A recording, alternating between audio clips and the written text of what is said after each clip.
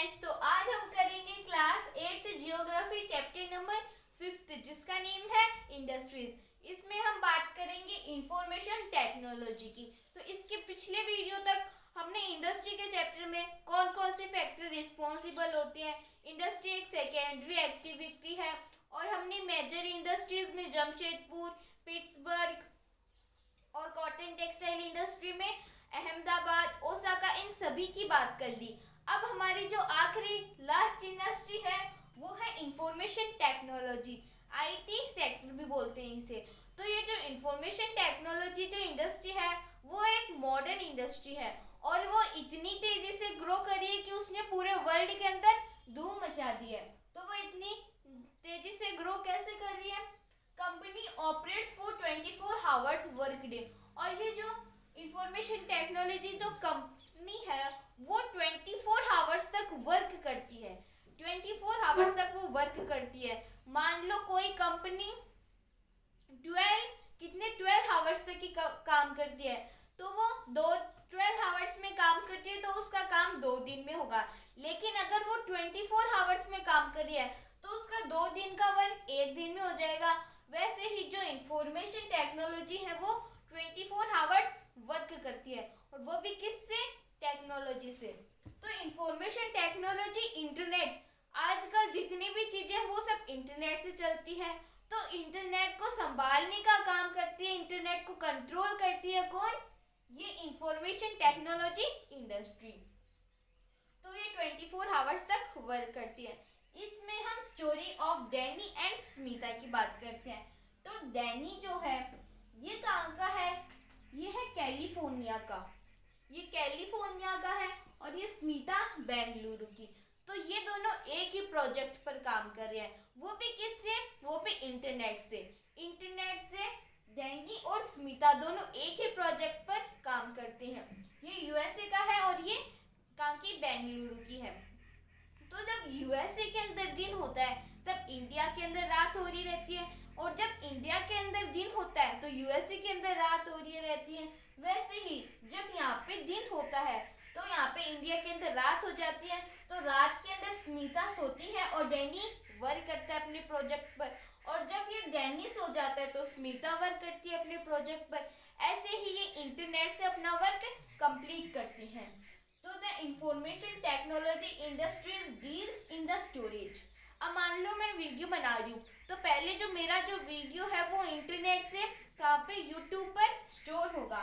बाद में उसकी प्रोसेसिंग होगी एंड डिस्ट्रीब्यूशन ऑफ इंफॉर्मेशन, और बाद में जो सर्च करेगा उसके सामने हमारा ये वीडियो आएगा। ऐसे कोई व्यक्ति नहीं है उसको पहुंचाने के लिए। ऐसे कोई व्यक्ति थोड़ी है कि उसको पकड़ के ले गया बोला ये वीडियो देखो। नहीं, ये सिर्फ और सिर्फ इंटरनेट से हो रहा है, और उस इंटरनेट को इंफॉर्मेशन टेक्नोलॉजी इंडस्ट्री कंट्रोल करके रखती है। तो क्या होता है? उसका स्टोरेज होता है, फिर प्रोसेसिंग होती है और बाद में डिस्ट्रीब्यूशन। वो डिस्ट्रीब्यूट होता है क्या? इंफॉर्मेशन। मैं पढ़ा रही हूँ तो मैं इंफॉर्मेशन तो दे रही हूँ, तो वो स्टोरेज होगी, बाद में प्रोसेसिंग होगा, बाद में वो डिस्ट्रीब्यूट होगी पूरी कंट्री के अंदर। बाद में the major factors guiding the location of these industries are. कौन कौन से फैक्टर्स हैं? कौन कौन से जो फैक्टर्स हैं जो गाइड करते हैं इंडस्ट्री को लोकेट होने के लिए? तो वो है रिसोर्सेज अवेलेबिलिटी। अगर रिसोर्सेज की अवेलेबिलिटी है, वहाँ पे सभी रिसोर्सेज पाए जाते हैं, तब ये इंडस्ट्री तेजी से ग्रो कर जाएगी।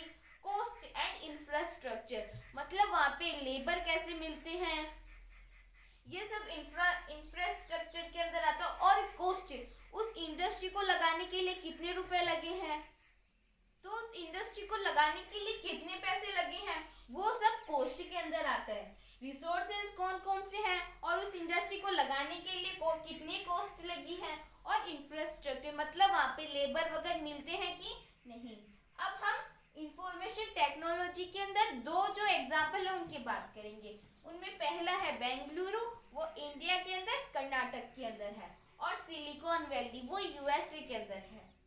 तो डेक्कन प्लेट्यू बेंगलुरु, ये इंडस्ट्री कहाँ पे है? मान लो ये क्या है? हमारा इंडिया का साउथर्न पार्ट, और यहाँ पे क्या है? यहाँ पे डेक्कन प्लेट्यू है। तो जो डेक्कन प्लेट्यू है वहाँ पे है ये इंडस्ट्री। यहाँ पे जो डेक्कन प्लेट्यू है इसके पास में ये इंडस्ट्रीज है। कौन सी? Information technology industry. ये डेक्कन प्लेट्यू के पास में है इंफॉर्मेशन टेक्नोलॉजी और यहाँ पे बहुत सारी इंडस्ट्रीज है। और Silicon Valley, part of Santa Clara Valley located next to Rocky Mountain USA. ये जो यूएसए के अंदर सिलिकॉन वैली जो है वो कहाँ पे है? वो part of Santa Clara valley. Santa Clara valley जो है उसका पार्ट है। कहाँ पे लोकेटेड है? रॉकी माउंटेन के पास में। कहाँ पे? यूएसए के अंदर लोकेटेड है। सेंटा क्लेरा वैली का एक पार्ट है जिसको हम सिलिकॉन वैली भी बोलते हैं। तो हमने अहमदाबाद की बात की थी। अहमदाबाद को क्या बोला जाता था? Manchester of India. और बेंगलुरु को क्या बोला जाता है? बेंगलुरु को बोला जाता है सिलिकॉन वैली ऑफ इंडिया। उसको मैनचेस्टर ऑफ इंडिया और बेंगलुरु को सिलिकॉन वैली ऑफ इंडिया। तो अब हम देखेंगे कि जो बेंगलुरु और सिलिकॉन वैली को ही हम इंफॉर्मेशन टेक्नोलॉजी का एग्जाम्पल क्यों ले रहे हैं? क्योंकि ये जो इंफॉर्मेशन टेक्नोलॉजी है वो तो पूरे वर्ल्ड के अंदर पता नहीं कहाँ कहाँ पे सिचुएटेड है। यूरोप के अंदर, चाइना के अंदर, वो तो बहुत सारी जगह पे सिचुएटेड है। और इंडिया के अंदर भी, दिल्ली के अंदर, कर्नाटक के अंदर, वैसे बहुत सारी जगह पर सिचुएटेड है। तो हम बेंगलुरु को और सिलिकॉन वैली को ही क्यों पढ़ रहे हैं? अब है बेंगलुरु। बेंगलुरु के अंदर क्या है? Bengaluru has the largest number of educational institutions and IT colleges in India. Bengaluru के अंदर क्या है? बेंगलुरु के अंदर largest number of educational institutions, वहाँ पे सबसे ज़्यादा इंस्टीट्यूशंस है। किसके अंदर? बेंगलुरु के अंदर सबसे ज़्यादा इंस्टीट्यूशंस है।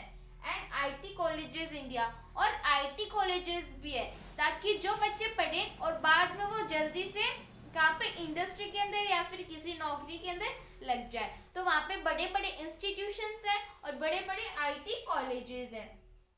The city was considered dust free with low rents and cost of living। और जो सिटी है वो बेंगलुरु की, वो क्या है? उसके अंदर ज़्यादा पॉल्यूशन नहीं है, वो डस्ट फ्री है और वहाँ पे रहने का जो रेंट है वो भी कम है। तो low rents and cost of living. The state government of Karnataka was the first to announce an IT policy in 1992। 1992 Karnataka की जो गवर्नमेंट थी उन्होंने 1992 के अंदर ही आईटी पॉलिसी ला दी थी। कब? 1992 से 1992 तक ही उन्होंने क्या कर दिया था? पॉलिसी ला दी थी आईटी टेक्नोलॉजी की। आईटी पॉलिसी ला दी थी कब? 1992 में। कौन सी गवर्नमेंट ने? कर्नाटक गवर्नमेंट ने। और इसका एक एग्जांपल हो रहा है कि जो भी बेंगलुरु है, बेंगलुरु के अंदर अच्छे मैनेजर मिल जाते हैं जो बहुत मेहनती होते हैं। बेंगलुरु के अंदर एक तो पास से लेबर मिल जाते हैं, पास से मैनेजर मिल जाते हैं, और जो मैनेजर मिलते हैं बेंगलुरु के अंदर वो भी बहुत मेहनती होते हैं, वो भी स्किल्ड मैनेजर होते हैं। अब सिलिकॉन वैली कैलिफोर्निया की बात कर लेते हैं। Close to some of the most advance scientific and technological centres in the world. जो कहाँ पे? सिलिकॉन वैली जो है वो कहाँ पे सिचुएटेड है?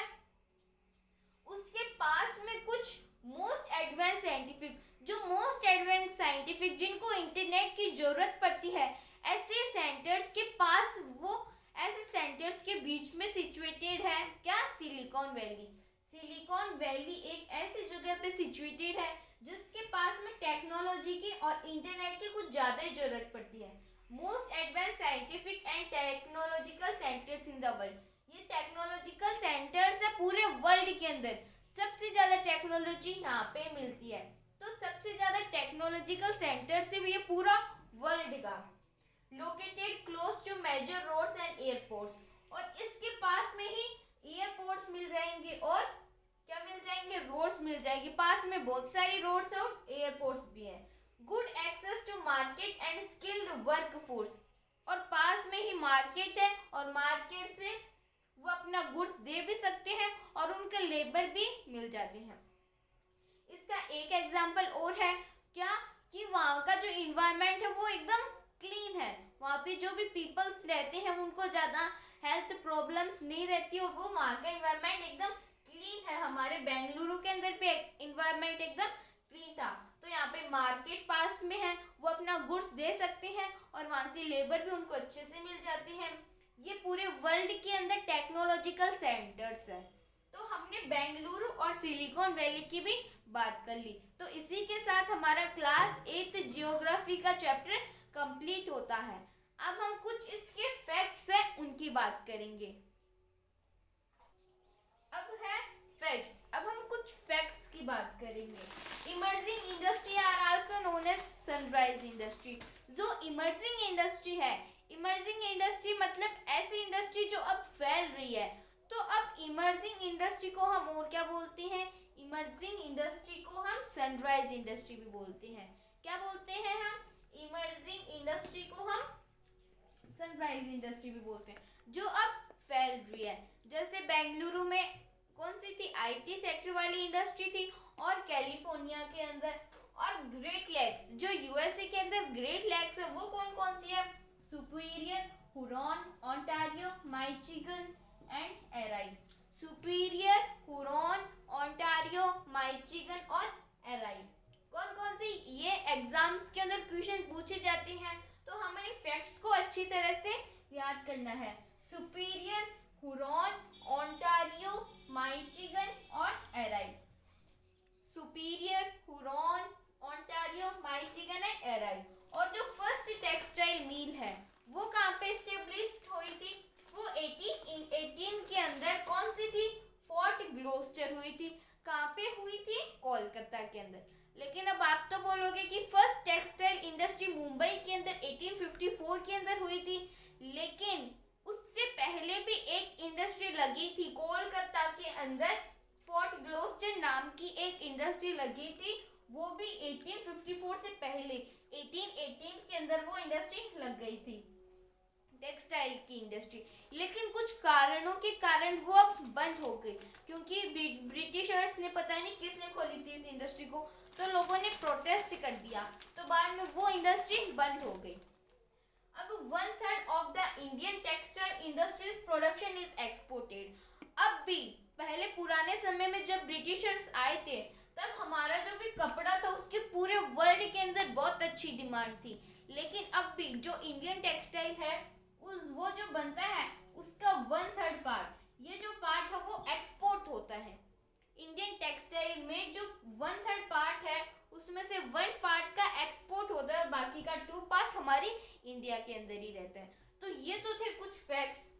पहला था जो इमर्जिंग इंडस्ट्री है उसे हम सनराइज इंडस्ट्री भी बोलते हैं, और जो यूएसए की ग्रेट लेक्स है, सुपीरियर, हुरॉन, ओंटारियो, माइचिगन और एराई।